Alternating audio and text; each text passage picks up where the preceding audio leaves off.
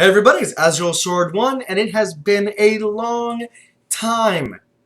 4 weeks, actually, since my last Dragon Ball Super review. Now, it wasn't because I was being lazy. There was actually a reason to it.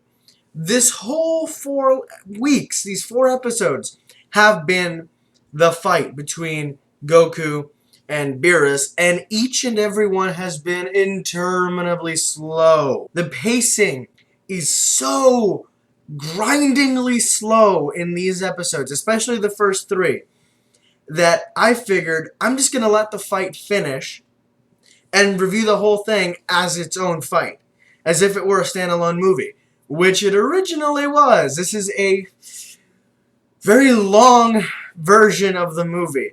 And I'm not going to lie, the movie was infinitely superior in portraying this fight.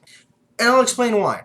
In the movie, once Goku becomes a Super Saiyan God, the fighting just gets going. They're all over the planet, blowing shit up. They are fighting close quarters, big explosions from far away.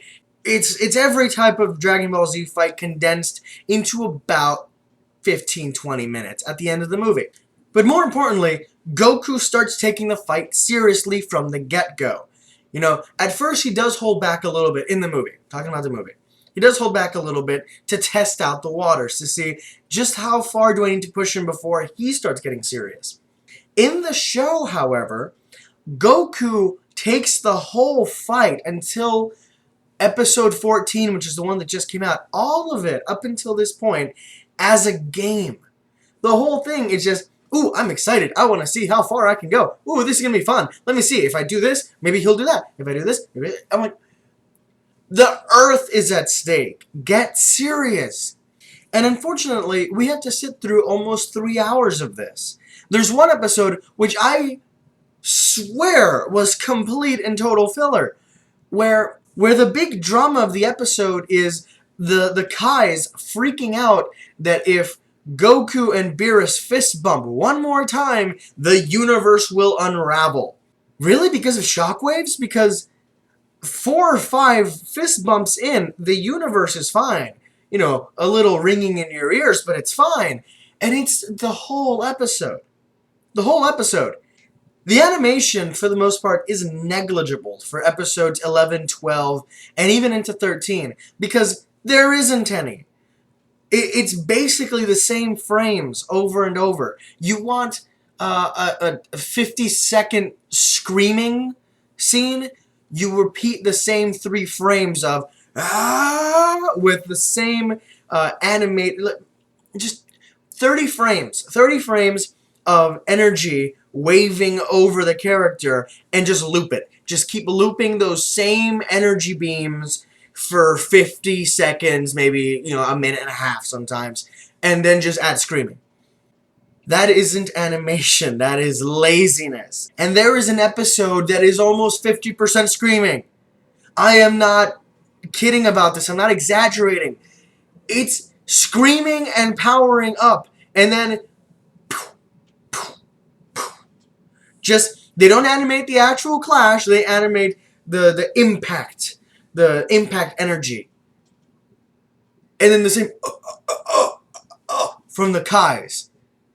I'm sorry, but the movie did this in 30 minutes and did it much better.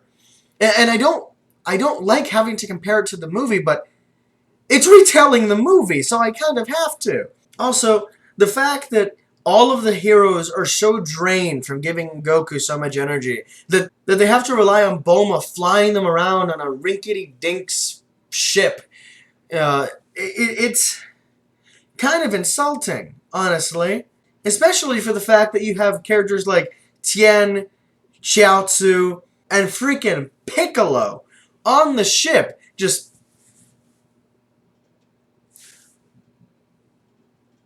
Dude! You can still fly! You didn't give Goku any energy! Get your ass out of the plane! The one thing I did find kind of funny is the fact that for the entirety of the fight, Vegeta does not move, Vegeta does not blink, Vegeta just cranes his neck and stares at the stratosphere as if he can actually see them. Yeah, no, you're not fooling anybody, Vegeta. You cannot actually see them. You can't see them.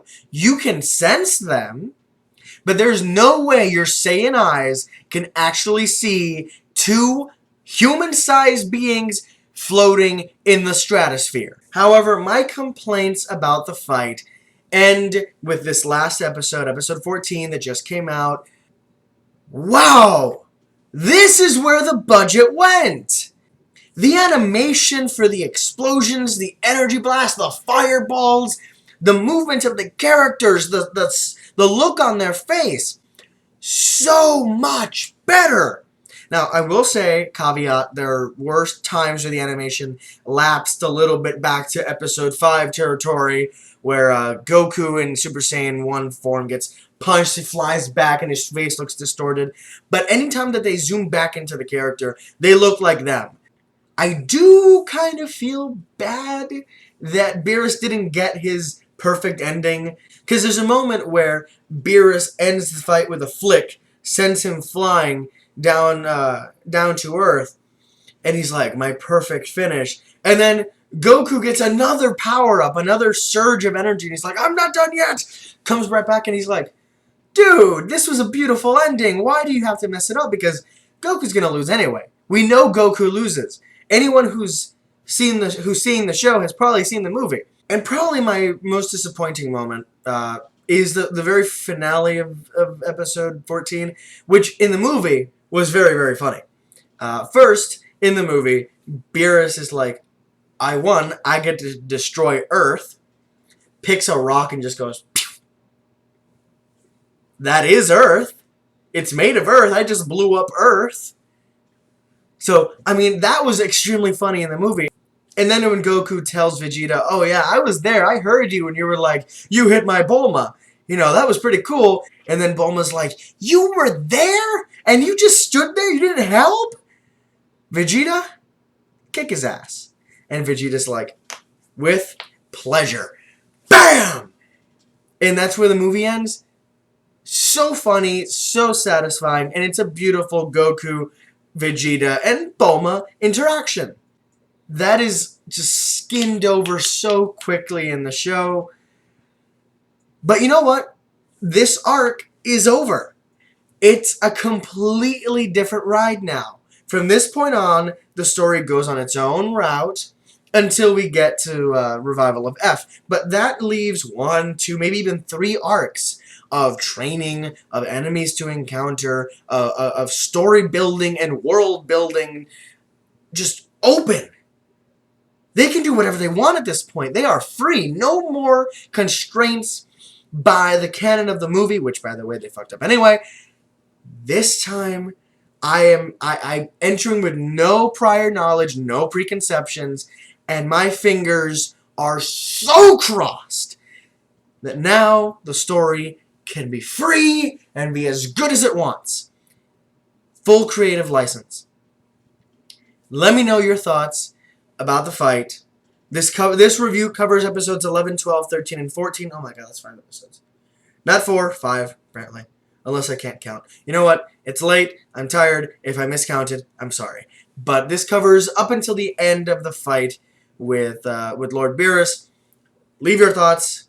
What do you think is going to happen next week? See you guys later.